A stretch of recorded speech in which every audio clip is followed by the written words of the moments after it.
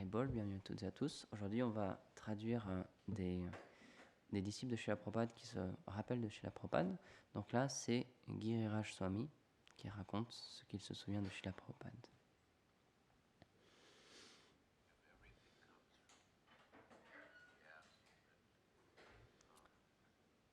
Il a demandé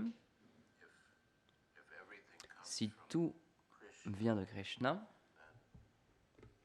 alors Maya aussi vient de Krishna.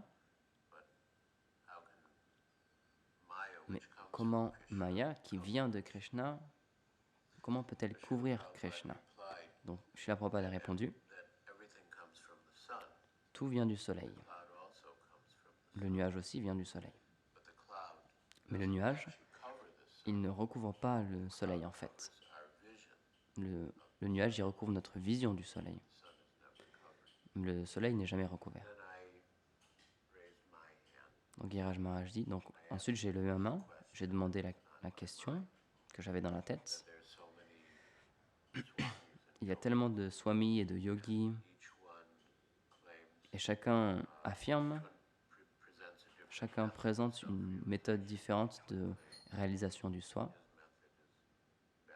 et chacun dit que sa méthode c'est la meilleure. Donc comment je peux savoir laquelle est vraiment la meilleure? Srila Prabhupada a répondu en demandant une autre question. Quel est ton but? Est-ce que tu veux devenir Dieu ou est-ce que tu veux servir à Dieu? Et ensuite, Srila Prabhupada a dit, si nous voulons devenir Dieu, ça veut dire que maintenant, en ce moment, vous n'êtes pas Dieu. Et comment quelqu'un qui n'est pas Dieu peut-il devenir Dieu? Dieu est toujours Dieu. Et donc, ensuite, il a dit, Krishna est Dieu. Il n'a jamais besoin de devenir Dieu à travers la méditation ou le yoga. Et lorsqu'il joue sur les genoux de Maya Yashoda, il est Dieu. Lorsqu'il énonce la Bhagavad Gita à Arjuna, sur le champ de bataille de Kurukshetra, il est Dieu, il est toujours Dieu. Il n'a jamais besoin de devenir Dieu. Et ensuite, il a dit, on peut devenir divin, mais on ne peut pas devenir Dieu. Dieu est dans votre cœur et il est prêt à t'aider. Et il a dit, si tu plantes la graine du service à Dieu, alors Dieu, il donnera tout le soleil, la lumière du soleil, l'air, pour faire que cette graine grandisse. Et on arrose cette graine avec le chant. Donc il a dit, Dieu est à l'intérieur de toi, il est dans ton cœur, et il est prêt à t'aider si tu veux le servir. Mais si tu veux devenir Dieu, pourquoi est-ce que...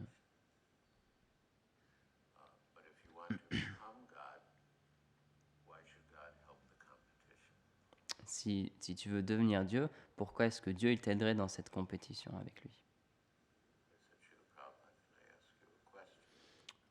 Et une autre fois, j'ai demandé à Srila Prabhupada si je peux lui demander une question.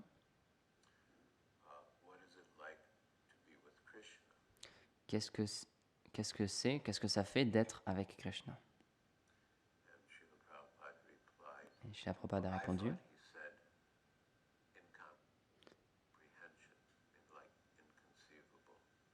je pensais qu'il avait dit quelque chose comme inconcevable. Mais un peu plus tard, Hamsadutta, il a dit il a cru que Prabhupada avait dit c'est confidentiel.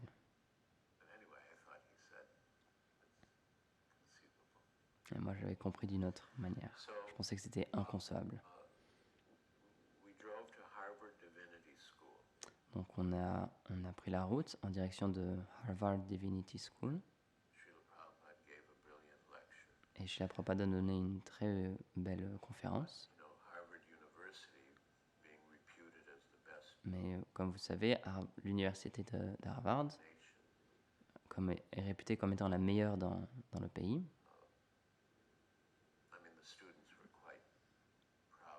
Les étudiants là-bas étaient quand même assez fiers d'eux.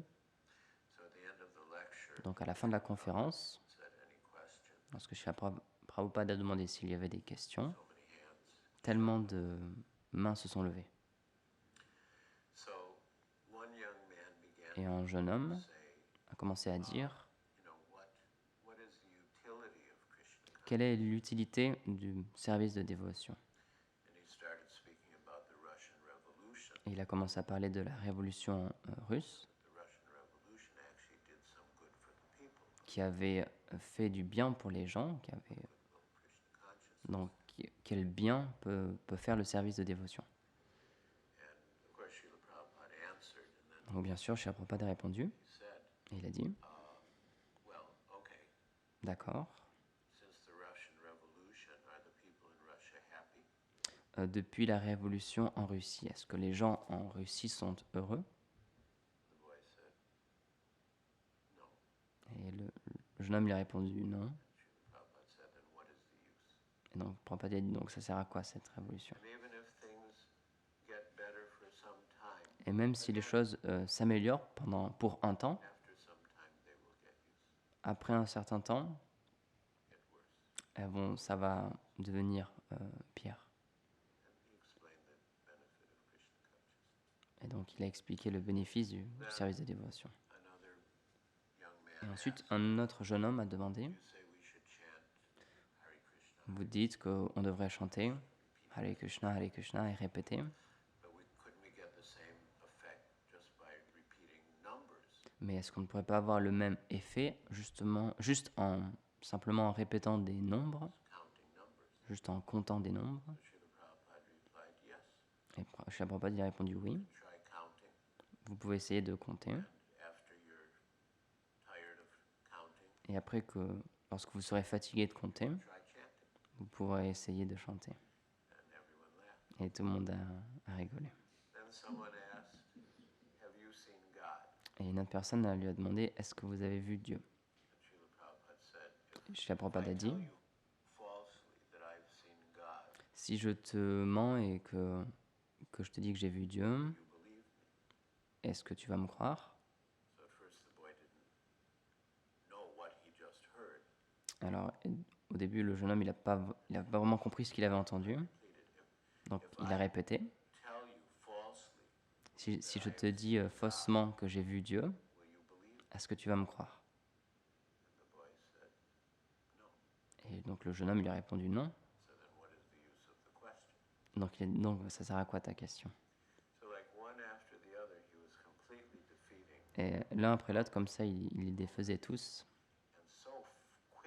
Et tellement rapidement, sans aucune hésitation, que les étudiants, ils étaient stupéfaits. Et toute la pièce entière est devenue silencieuse. Et ils se sont rendus compte qu'ils étaient en présence d'une personnalité supérieure.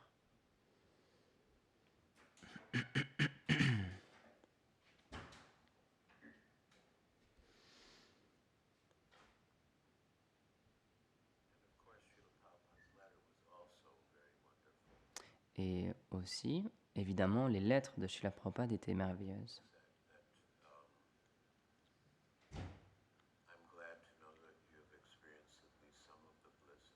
Il disait, par exemple, « Je suis très heureux de savoir que tu as expérimenté un petit peu du nectar du service de dévotion. » Il a dit, « Giriraj, c'est un nom de la colline Govardhan où Krishna fait paître ses vaches. Et parfois, les dévots, ils prennent une pierre de Govardhan et ils l'adorent en tant que Krishna. » Et il a dit, « Et j'ai remarqué en ta présence, lorsque je t'ai rencontré, j'ai prié Krishna pour que cette âme devienne, qu'elle prenne conscience de l'importance du service de dévotion. »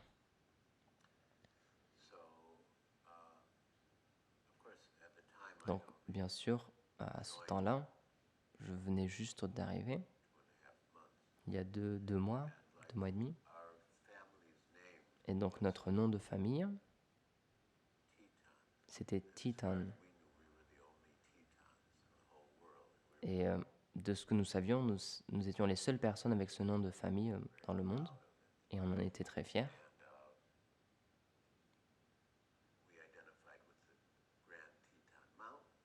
Et on s'identifiait avec la montagne qui a le même nom, Titan.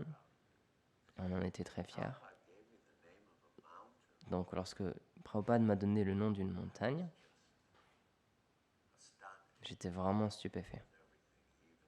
Je pensais qu'il savait absolument tout et que je pensais qu'il savait que j'étais fier du nom de la montagne que j'avais. Et donc il m'a donné un autre nom avec une montagne pour que je ne sente pas que j'ai perdu quoi que ce soit.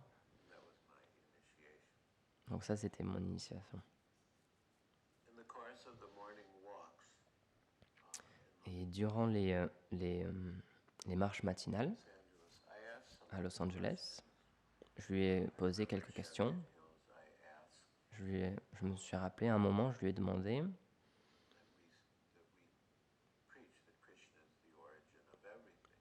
on prêche, on explique que Krishna est l'origine de tout,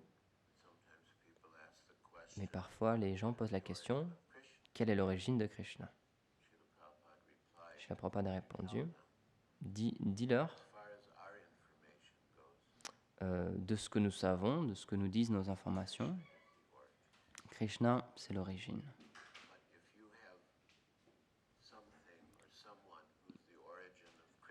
Mais si vous avez quelque chose ou quelqu'un qui est l'origine de Krishna, on va adorer cette chose ou cette personne. Mais jusqu'à ce qu'on trouve cette chose ou cette personne qui est l'origine de Krishna, alors on adore Krishna en tant que l'origine de tout. Un jour, lorsque Srila Prabhupada, il se faisait masser à Surat, je lui ai demandé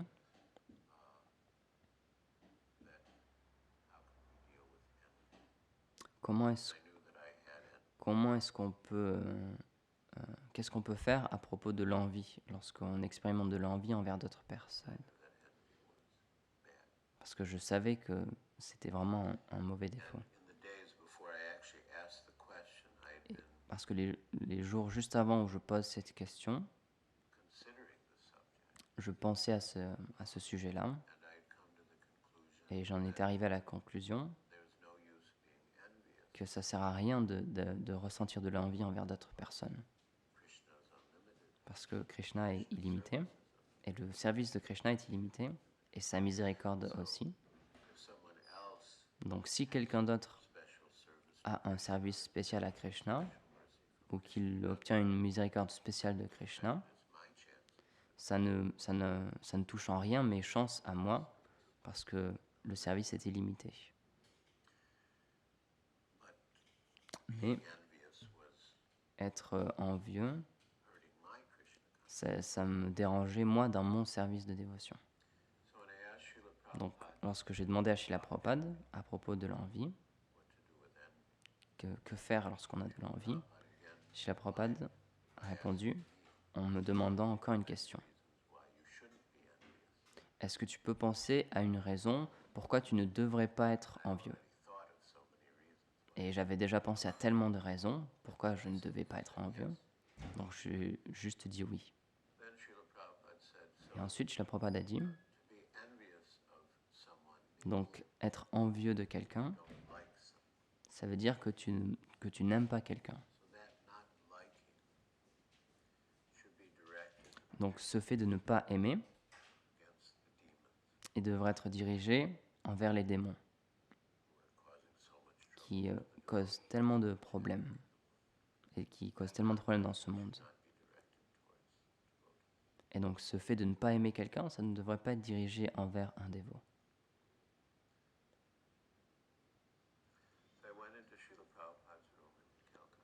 Un jour, je suis allé dans la chambre de Srila Prabhupada à Calcutta et je lui ai dit,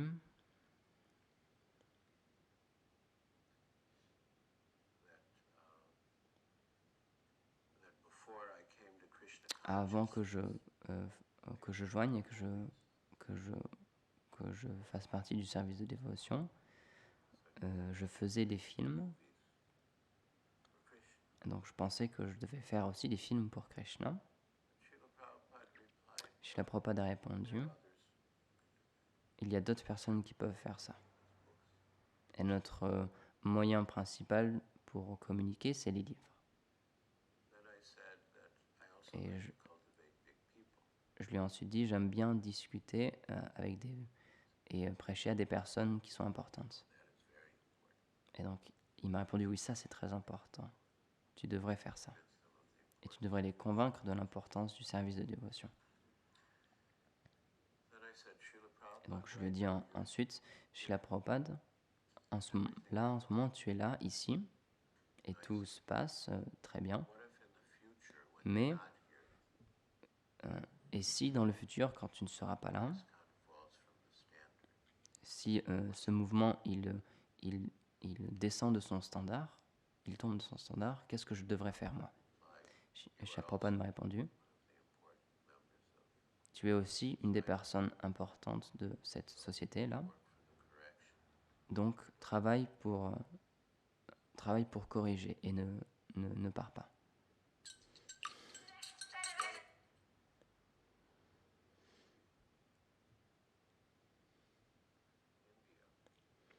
Lorsque je suis arrivé pour la première fois en Inde, on s'est dit qu'on devait faire Harinam dans les rues, comme on le faisait aux États-Unis. Et on était très choqués lorsque Srila Prabhupada nous a dit qu'en Inde, si on chante dans les rues, les gens vont penser que nous sommes des mendiants. Parce que en Inde, tellement de personnes chantent dans les rues, juste pour obtenir quelques centimes, quelques païsas. Donc on ne savait pas vraiment quoi faire. Donc bien sûr, Srila Prabhupada, il faisait tellement de programmes où il prêchait. Et donc on l'accompagnait. Mais ensuite, il nous a révélé son programme avec des membres à vie. Et selon ce programme, un membre, il contribuait avec 1111 roupies.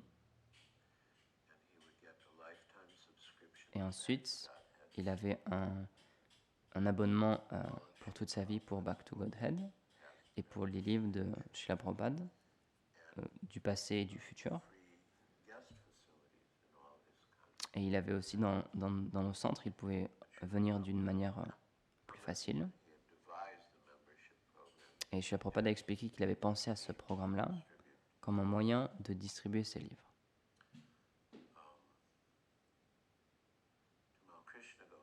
Tamal Krishna Goswami, il a demandé la question.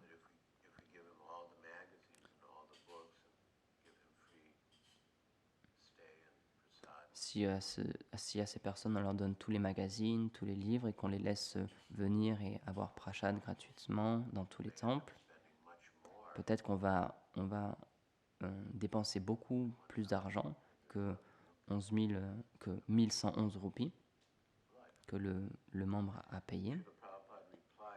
Srila Prabhupada a répondu, on peut revenir vers ces personnes-là, ils pourront toujours donner à nouveau.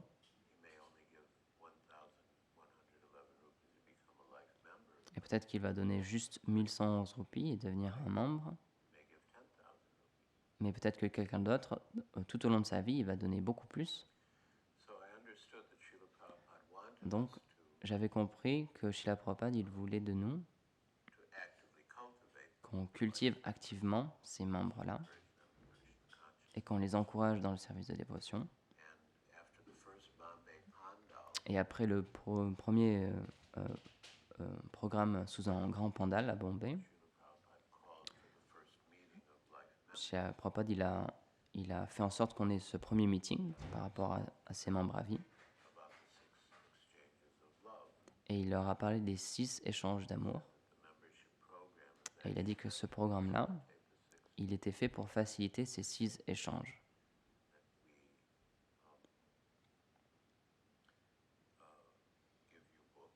on vous donne des livres, on vous donne ce service de dévotion, et vous nous donnez une contribution. On vous invite pour le prashadam, et vous nous invitez pour le prashad, et vous nous révélez vos pensées, et vous posez des questions, et on vous révèle nos pensées, et on vous répond. Donc c'était très doux la manière dont il l'a expliqué. Et c'était très transcendantal. Et c'est ça, vraiment, c'était sa réelle idée. Comment on devrait développer une profonde amitié avec eux. Et qu'ils devaient vraiment devenir convaincus du service de dévotion. Et eux-mêmes pouvoir mettre en place ce service de dévotion dans leur vie. Peut-être la meilleure qualité de Srila Prabhupada qui m'a frappé, c'est sa compassion.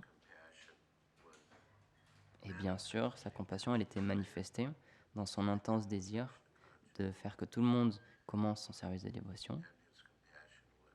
Et sa compassion était manifestée dans tout ce qu'il faisait. Je me rappelle d'un incident. Lorsque Srila Prabhupada faisait un programme public à l'extérieur ou à l'intérieur,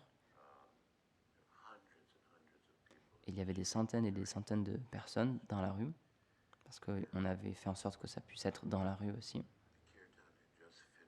Le kirtan venait juste de se finir, la conférence allait juste commencer, et j'avais une question un peu stupide dans mon esprit, et je voulais demander à Srila Prabhupada. Donc sans réfléchir, je suis allé directement voir Srila Prabhupada, devant tout le monde, pendant le milieu du programme, et je lui ai dit, Srila Prabhupada, tu connais ce verset comme ça, ouais, d'où vient ce verset-là? Et Srila Prabhupada m'a regardé, il a dit,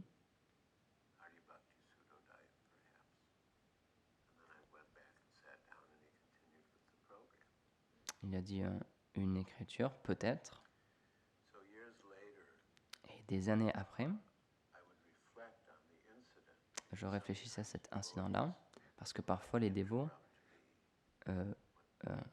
parfois, ils m'interrompaient lorsque j'étais au milieu d'une activité ou d'une pensée, et ça me dérangeait vraiment beaucoup.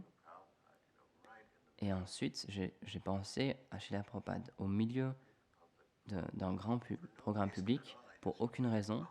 Je suis juste allé le voir et je lui ai demandé cette stupide petite question. Et il n'a pas été mécontent.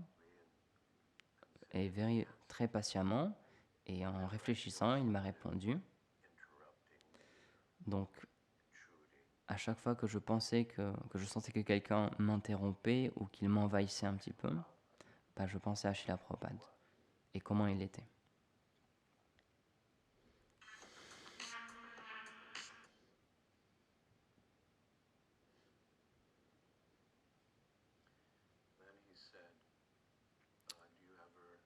Et un jour, Srila Prabhupada m'a dit, est-ce que tu as déjà pensé à te marier? Et en réalité, non, je n'y avais jamais pensé, donc je lui ai répondu non. Et il a dit, parfois, je vois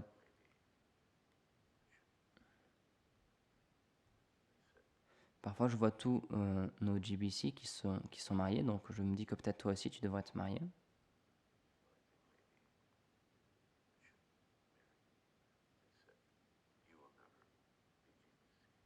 Ah non, pardon. Donc, Prabhupada m'a posé cette question, je lui ai répondu non. Et ensuite, j'ai vu que beaucoup de GBC étaient mariés, donc je lui ai dit, peut-être que je devrais me marier. Et il m'a répondu, non, tu ne seras jamais GBC.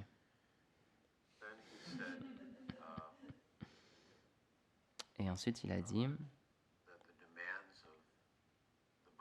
les demandes du corps, comme le sexe ou toute autre demande, sont comme quelque chose qui nous gratte. Et si tu essaies de gratter là où ça te gratte, ça va devenir de pire en pire. Donc la meilleure des choses, c'est de tolérer. Et graduellement, ce qui nous gratte va disparaître. Et il a dit, peu importe ce que c'est, la faim aussi, elle va disparaître. Donc la meilleure chose à faire, c'est de tolérer. Donc reste brahmachari pour un temps, et ensuite je te donnerai sannyas. Et donc j'ai compris ce que Srila Prabhupada voulait, et j'ai décidé, sans aucun doute, que j'allais rester brahmachari. Après quelques mois à Boston, on avait fait très difficilement juste quelques nouveaux dévots. Un jeune homme qui s'appelait Peter est venu. Et c'était quelqu'un de très excentrique. Il avait l'habitude de s'asseoir dans le couloir, à l'entrée du building. Et il posait son dos contre le mur. Et il avait ses jambes toutes droites sur le sol. Et il lisait comme ça. Parfois, juste, il s'allongeait dans le couloir et il dormait là. Donc ça nous dérangeait et ça nous énervait un petit peu. Parce que c'était la première fois que... parce que à chaque fois que quelqu'un venait pour la première fois, la première chose qu'il voyait, c'était Peter, qui était allongé dans le milieu du couloir, parfois complètement endormi. Donc Satsvarup Maharaj, il a écrit à Srila Prabhupada et il lui a demandé quoi faire. Srila Prabhupada lui a répondu, quel est le problème? Est-ce que vous ne pouvez pas le tolérer? Et ça, c'était la réponse de Prabhupada.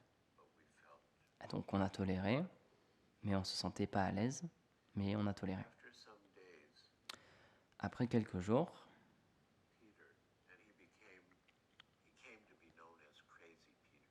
Peter, il a commencé à être appelé par tout le monde Crazy Peter, donc Peter qui est fou. Et après quelques jours, Peter le fou, il est parti de Boston et il est allé à la Nouvelle Vrindavan. Et durant mon trajet entre Boston et l'Inde, à travers New York, comme ça, sans aucune raison, j'ai demandé comment allait Peter le fou, parce que je voulais juste savoir, parce qu'on était une très petite famille à ce moment-là. Et donc les dévots m'ont dit qu'il était parti à la Nouvelle Vrindavan et qu'il allait bien et qu'il allait être initié. J'étais vraiment assez impressionné, assez surpris. Et après, j'ai perdu la trace de Peter le fou jusqu'à à peu près 20 ans plus tard, lorsque j'ai visité Los Angeles. Et j'ai vu Peter le fou au Mont Galarti. Donc j'ai demandé à quelques dévots. Donc c'était en 1990, quelque chose comme ça, donc 20 ans après. Et donc Prabhupada était déjà parti. Donc j'étais surpris que lui, il était toujours avec nous. Donc j'ai demandé à des dévots, qui est cette personne? Et les dévots lui ont dit, ah ça c'est Kushakrata Prabhu. Et je dis, Kushakrata. Et il était fameux. Et il faisait la traduction des Écritures, du sanskrit à l'anglais et du bengali à l'anglais. Et donc je me suis dit, oh mon Dieu, à quel point Srila Prabhupada est miséricordieux. Par sa miséricorde et sa compassion, Peter le fou, qu'on ne voyait nous on ne voyait aucun potentiel, était arrivé au stade où il faisait la traduction de la littérature Vaishnava en anglais. Donc une qualité de Srila Prabhupada était, il désirait intensément que tout le monde devrait être engagé dans le service pour Krishna et agir dans ce service de dévotion. Et il a vu cette chance, il a vu cette opportunité dans tout le monde, et il voulait donner à tout le monde cette opportunité. Et il était prêt à faire tous les efforts possibles, à faire tous les efforts qu'il pouvait.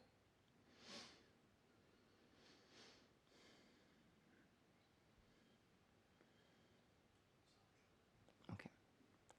Jai Prabhupada ki jai.